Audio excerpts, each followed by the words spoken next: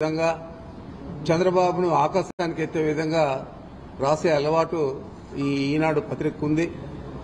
మరి ఈరోజు అదే కథనాన్ని ఈరోజు రాశారు. దాదాపు 2001లో 74 ఎకరాల చిల్లర, అంటే దాదాపు 75 ఎకరాలు మేము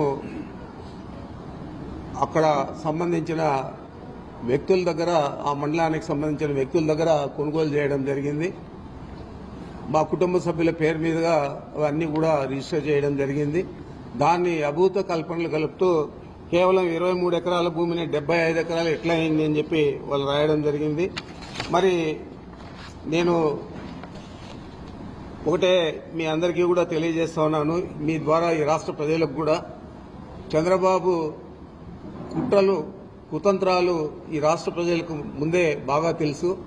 దాంట్లో ఇంకా పెద్ద ఎత్తున ఈరోజు మా మీద ఒక వ్యక్తిత్వ హననాన్ని చేపట్టాడు. ఈ పచ్చ పత్రికల ద్వారా, కొత్త మీడియా ద్వారా.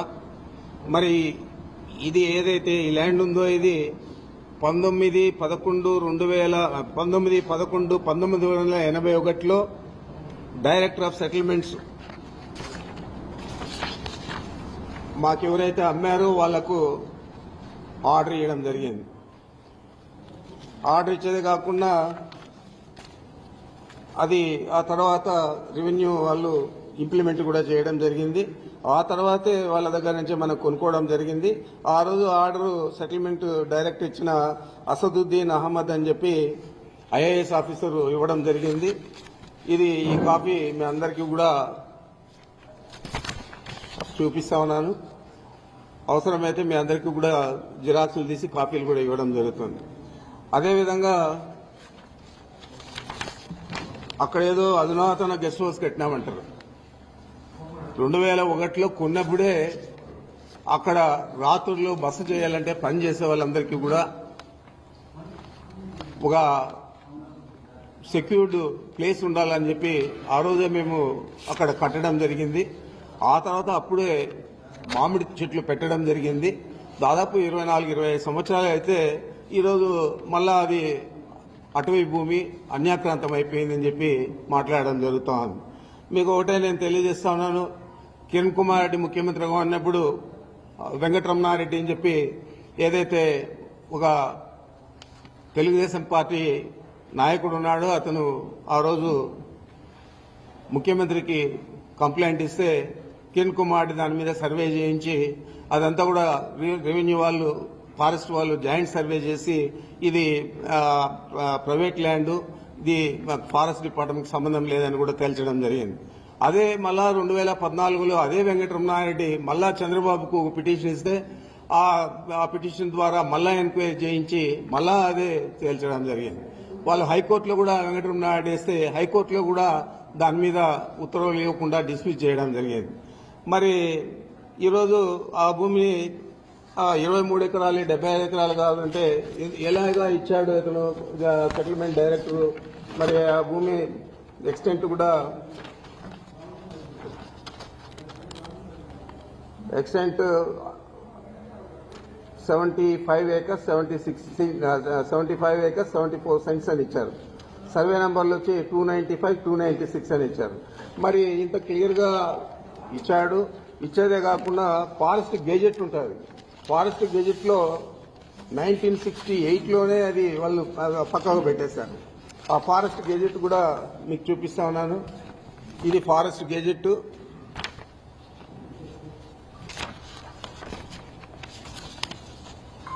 ఈ ఫారెస్ట్ గెజెట్ లో కూడా 75 acres 74 cents ఆర్ 76 cents అని చెప్పి ఇచ్చారు. రైట్ ఆఫ్ వే కూడా 30 అడుగులు దారి కూడా దీనికి ఇవ్వడం జరిగింది. ఇదే దారి. ఇది గెజెట్ ఎవరికైనా కానీ పబ్లిక్ డొమైన్ లో అవైలబిలిటీ ఉంటుంది, చూసుకోవచ్చు.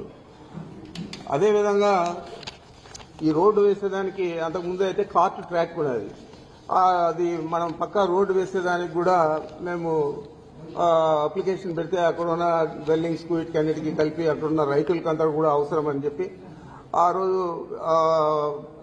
మన అంటే కాంపిటెంట్ అథారిటీ అంటే ఫారెస్ట్ డిపార్ట్మెంట్ PCCF ఢిల్లీతో సంప్రదించి వాళ్ళ పర్మిషన్ తీసుకొని 27/6/22లో బ్లాక్ టాప్ రోడ్ వేసుకోవచ్చని చెప్పి పర్మిషన్ కూడా ఇచ్చింది. మరి ఆ ఎక్స్టెంట్ కూడా ఈ విధంగా ఉంది.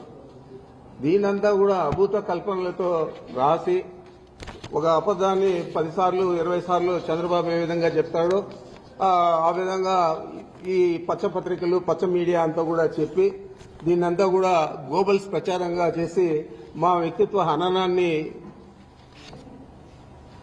చేపట్టే విధంగా ఈ పత్రికలు మీడియా చేస్తా ఉన్నాయి. తప్పకుండా వీళ్ళ మీద గతంలోనే మేము చర్యలు తీసుకున్నాం. చిత్తూరు కోర్టులో ఒక మీడియా సంస్థ మీద 50 కోట్లకు, ఈనాడు ఈటీవీ మీద ఒక 50 కోట్లకు నష్టపరిహారానికి కూడా పరువు నష్టపరిహారానికి కూడా వేసాం. మళ్ళా దీని మీద కూడా వేయడం జరుగుతుందని కూడా తెలియజేస్తా ఉన్నాను. మరి ఆయన తానా అంటే ఉప ముఖ్యమంత్రి గారు పవన్ కళ్యాణ్ గారు తందానా అంటాడు. అప్పుడే ఏదో జరిగిపోయింది, మొత్తం దోచేశారు, దీని మీద ఎంక్వైరీ చేస్తా ఉన్నాం, తగిన చర్యలు తీసుకుంటామని చెప్పాడు. ఇదే పెద్ద మనిషి ఎన్నికల ముందే చెప్పాడు 40,000 కోట్లు ఇసుకలో దందా చేశాడు పెద్దిరెడ్డి, 40,000 కోట్లు దోచేశాడని చెప్పారు. మరి ₹1 తినింటే ₹1 దోచేస్తుంటే ఎందుకు కానీ యాక్షన్ తీసుకోలేదని అడుగుతా ఉన్నాను. ఏ విధమైన యాక్షన్ తీసుకోకుండా మా ఫైల్స్ చూస్తే తెలుస్తారు మీకు ఏం రాశాను నేను అని చెప్పి. మరి ఆ విధంగా రాసినాను కాబట్టి ఈరోజు నన్ను ఏది ఎదిరించలేకుండా దాని గురించి మాట్లాడడం లేదు. ఇదే పెద్ద మనిషి ఆ రోజు ఎన్నికల్లోనే నేను రెడ్ శాండిల్ అంతా కూడా ఎక్స్పోర్ట్ చేశాను, ఆయన చేసిందంతా కూడా నేపాల్లో పట్టుబడింది, దాని మీద మేము అధికారంలోకి వస్తానే చర్యలు తీసుకుంటానని చెప్పాడు ఇదే పవన్ కళ్యాణ్ గారు. మరి నువ్వు ఫారెస్ట్ మంత్రి అయ్యావు, ఉప ముఖ్యమంత్రి అయ్యావు, మరి నేపాల్కి పోయి ఎందుకు గాను అక్కడ ఉన్న రెడ్ శాండిల్ తెచ్చి నేను చేస్తుంటే నా మీద ఎందుకు యాక్షన్ తీసుకోలేదని అడుగుతా ఉన్నాను. ఏది కూడా లేకుండా ఒక వ్యక్తిత్వ హననాన్ని చేపట్టే విధంగా ఈ ప్రభుత్వంలో ఉన్న పెద్ద మనుషులందరూ కూడా పనిచేస్తా ఉన్నారు. ఈ రాష్ట్ర ప్రజలందరూ కూడా గమనించాలని నేను కోరుతా ఉన్నాను. మీ అందరికీ తెలుసు మదనపల్లిలో ఏదో జరిగిపోయిందని చెప్పి చంద్రబాబు ఆ రోజు ఆయనకంతా కూడా డైవర్షన్ పాలిటిక్స్, చిన్నది వాళ్ళకు వ్యతిరేకంగా వస్తే మమ్మల్ని అందరినీ ఇంకా వ్యతిరేకంగా చూపించే పరిస్థితి. ఆ విధంగా ఆ రోజు ఒక డీజీపీ గారిని, CCLA కమిషనర్ను, మా సిఐడికి సంబంధించిన అడిషనల్ డీజీపీని ముగ్గురిని కూడా ఆయన హెలికాప్టర్ ఇచ్చి మదనపల్లిలో ప్రపంచమంతా పడిపోయిందని చెప్పి అక్కడికి పంపించి మొత్తం కూడా చేశారు. మరి ఈరోజు 9 నెలలు అవుతా ఉంది. మేమేదైనా తప్పు చేస్తుంటే ఎందుకు కానీ మీరు యాక్షన్ తీసుకోలేదని అడుగుతా ఉన్నాను. ఏది కూడా లేకుండా ఏదో ఒక రకంగా రాష్ట్ర ప్రజలందరికీ కూడా మేము దొంగలు, వైఎస్ఆర్ కాంగ్రెస్ పార్టీ అన్యాయాలు చేసింది గత 5 సంవత్సరాల్లో, మేము ఇప్పుడు వచ్చి ఈ రాష్ట్ర ప్రజలను ఉద్ధరిస్తాము అని చెప్పే పరిస్థితి చంద్రబాబు నాయుడు చేపట్టాడు. నేను ఒకటే అడుగుతా ఉన్నాను, అయ్యా నువ్వు అన్ని హామీలు ఇచ్చావు, అబద్దం మీద అబద్దం చెప్పావు, అబద్దం చెప్పకుండా చెప్పావు, మరి ఇన్ని సూపర్ 6 అన్నావు, సూపర్ 7 అన్నావు, మరి నిన్నటి పరిస్థితి ఏంది అని అడుగుతా ఉన్నాను. చేయలేనని తెలుసు, నువ్వు పెద్ద ఆర్థిక శాస్త్రవేత్త అని చెప్పి అందరికీ కూడా చెప్పుకుంటావు, మరి నీకు ఆ గణాంకాలన్నీ కూడా తెలియకుండా, రాష్ట్ర ఆర్థిక పరిస్థితి తెలియకుండా ఇన్ని హామీలు ఇచ్చావా అని అడుగుతా ఉన్నాను. ఇన్ని హామీలు ఇచ్చి ఈరోజు ఆయన నేను చేయలేనని చెప్తా ఉన్నాడంటే ఎంత నిస్సిగ్గుగా అబద్దాలు చెప్పి అధికారంలోకి వచ్చి ఈరోజు రాష్ట్ర ప్రజలను మోసం చేసావో ఒకసారి ఆలోచన చేయని చెప్పి అడుగుతా ఉన్నాను. ఇవన్నీ కప్పిపుచ్చుకునేదానికి ఇలాంటి తప్పుడు చర్యలన్నీ కూడా మీ పత్రికల ద్వారా, మీ మీడియా ద్వారా తీసుకొస్తా ఉన్నామంటే తప్పకుండా ఈ రాష్ట్ర ప్రజలు బుద్ధి చెప్తారు. ఈ మీడియాకు, ఈ పచ్చ పత్రికలకు, అదేవిధంగా నీకు అని కూడా చంద్రబాబు నాయుడికి ప్రత్యేకంగా నేను తెలియజేస్తా ఉన్నాను. ఇంకేమన్నా ఉంటే చెప్పండి.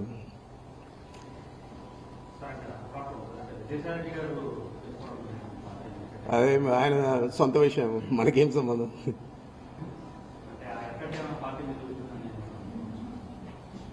ఎంతమంది పోయినా